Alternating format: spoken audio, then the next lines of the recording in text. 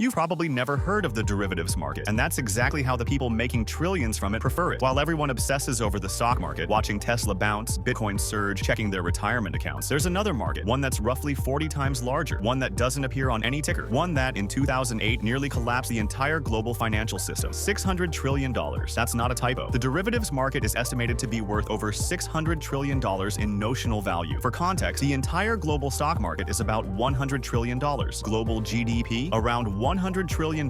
This shadow market is larger than all the money, all the stocks, all the real estate, all the gold on Earth combined, and most people have no idea it exists. Here's what makes this deeply strange. A derivative is a financial contract whose value is derived from something else. It's not a thing itself, it's a bet on the thing, a wager on whether a stock will rise or fall, whether interest rates will climb, whether a currency will strengthen, whether a company will default on its debt. It's a side bet on reality, and that side bet market has grown so massive, so complex, so interconnected that it makes the actual economy look like a corner store. Let's start with how we got here. Derivatives aren't new. Farmers have used them for centuries. A wheat farmer worried about prices dropping could lock in a sale price months before harvest. A bread maker worried about prices rising could lock in a purchase price. Both parties got certainty. Both reduce risk. This is called hedging, and in theory, it's elegant. But somewhere between the wheat fields and Wall Street, something shifted. In the 1970s, financial engineers started creating derivatives not to hedge risk, but to speculate on it. Not to reduce exposure, but to amplify it. They built contracts on top of contracts. Bets on bets. Layers of abstraction so dense that even the people trading them couldn't fully explain what they owned. By the 1990s, derivatives had evolved into exotic instruments with names like credit default swaps, collateralized debt obligations, synthetic CDOs. These weren't tools for farmers. They were weapons for mathematicians in expensive suits, and they were extraordinarily profitable. Here's how the math got out of control. Let's say you own $1 million in actual stocks. That's your exposure. But with derivatives, you can control $10 million, $50 million,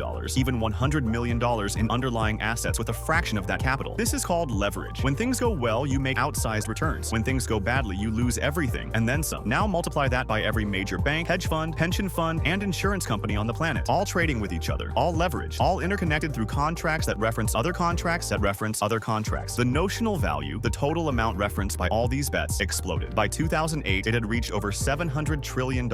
And then the music stopped. The financial crisis wasn't caused by mortgages. Not really. It was caused by derivatives tied to mortgages, specifically credit default swaps, insurance contracts that paid out if mortgage-backed securities failed. Banks sold these swaps to each other like carnival tickets, assuming housing prices would never fall. When they did, the entire chain collapsed. AIG, one of the world's largest insurers, had sold tens of billions in credit default swaps without holding enough capital to cover them. When those swaps came due, AIG couldn't pay. The US government stepped in with $182 billion to prevent total collapse. Lehman Brothers failed. Bear Stearns vanished. The global economy seized. And here's the uncomfortable part. Most of those derivatives were traded over the counter, not on public exchanges, not with transparency, just private contracts between private parties, hidden from regulators, hidden from the public, hidden even from the executives who signed off on them. One trader at JP Morgan later admitted she had no idea what was in the derivatives portfolio she managed. She just knew it was enormous. After 2008, you'd think the world learned its lesson. You'd think regulators cracked down. You'd think derivatives were reined in, made transparent, brought under control. They weren't. The market kept growing. Today, estimates put the derivatives market somewhere between $600 trillion and $1 quadrillion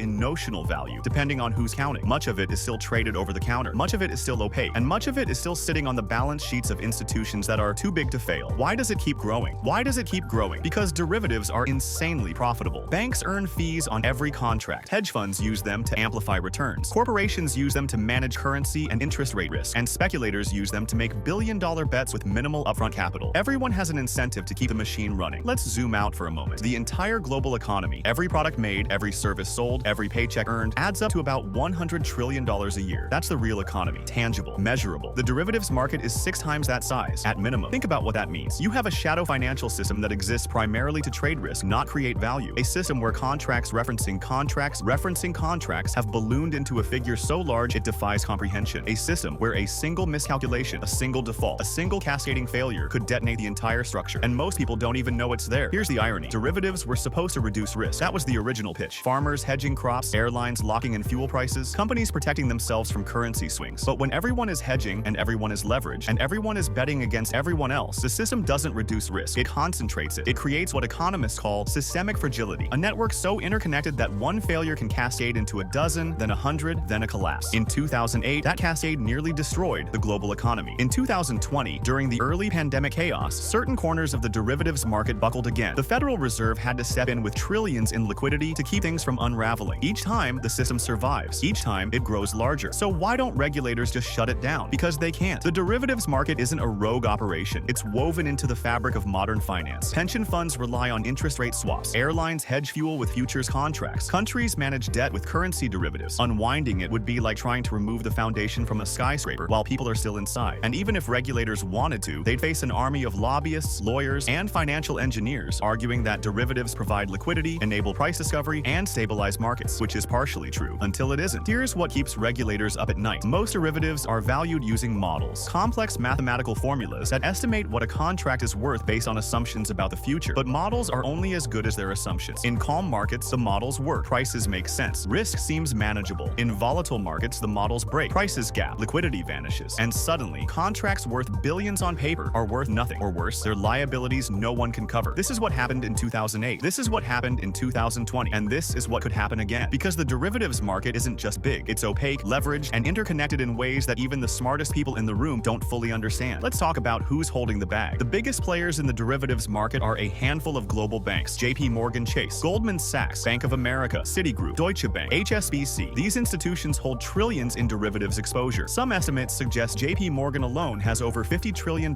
in notional derivatives on its books. For context, JP Morgan's total assets are about $3.7 trillion. That means the bank's derivatives exposure is more than 10 times its actual balance sheet. Now, the banks will tell you notional value doesn't equal real risk, and they're right. Most derivatives are hedged. Most offset each other. The net exposure is much smaller, but smaller is still measured in trillions. And in a crisis, when counterparties fail, when liquidity dries up, when everyone rushes for the exit at once, those hedges can evaporate. That's when net exposure becomes gross exposure, and that's when the system breaks. Here's the question no one wants to answer. If the derivatives market collapsed tomorrow, could the global financial system survive? In 2008, governments around the world injected trillions to prevent a total meltdown. Central banks slashed interest rates, bought assets, flooded the system with liquidity. It worked, barely. But what happens next time? Interest rates are already low. Government debt is already high. Central banks have already deployed their biggest weapons. If another derivatives crisis hits, bigger, faster, more interconnected, there may not be enough firepower left to stop it. And unlike the stock market, where losses are visible and contained to investors, a derivatives collapse would rip through the entire economy. Banks would freeze. Credit would vanish. Companies couldn't make payroll. Pensions would crater. The 2008 crisis would look like a rehearsal. So why isn't this front page news? Because it's abstract, it's technical, it's boring. People understand stocks, they understand real estate, they don't understand synthetic CDOs or variance swaps or exotic interest rate collars. And frankly, the people who do understand them benefit from the obscurity. Complexity is a feature, not a bug. The more complicated the system, the harder it is to regulate, the harder it is to challenge, the easier it is to extract profit while transferring risk to someone else. Taxpayers, depositors, retirees, the people who don't even know they're in the game. Here's what makes this uniquely modern. For most of human history, finance was simple. You lent money, you borrowed money, you invested in something real, land, businesses, commodities. But over the last 50 years, finance became self-referential. Markets betting on markets, contracts betting on contracts, money making money without ever touching the real economy. The derivatives market is the purest expression of that evolution. It's a $600 trillion hall of mirrors where the reflections have become more important than the objects themselves. And at some point, you have to ask, what happens when everyone realizes they're staring at reflections? There's no satisfying ending here. The derivatives market isn't going away. It's too embedded, too profitable, too useful until it isn't. Regulators will continue to monitor it, tweak the rules, demand more transparency. Banks will continue to lobby, innovate, and find new ways to slice and package risk. And somewhere, in a quiet room in Manhattan or London or Hong Kong, a trader is entering into a contract worth billions, referencing an asset they'll never see, with a counterparty they'll never meet, using a model they don't fully understand. And the number at the bottom of the global derivatives ledger ticks a little bit higher, 600 trillion and counting.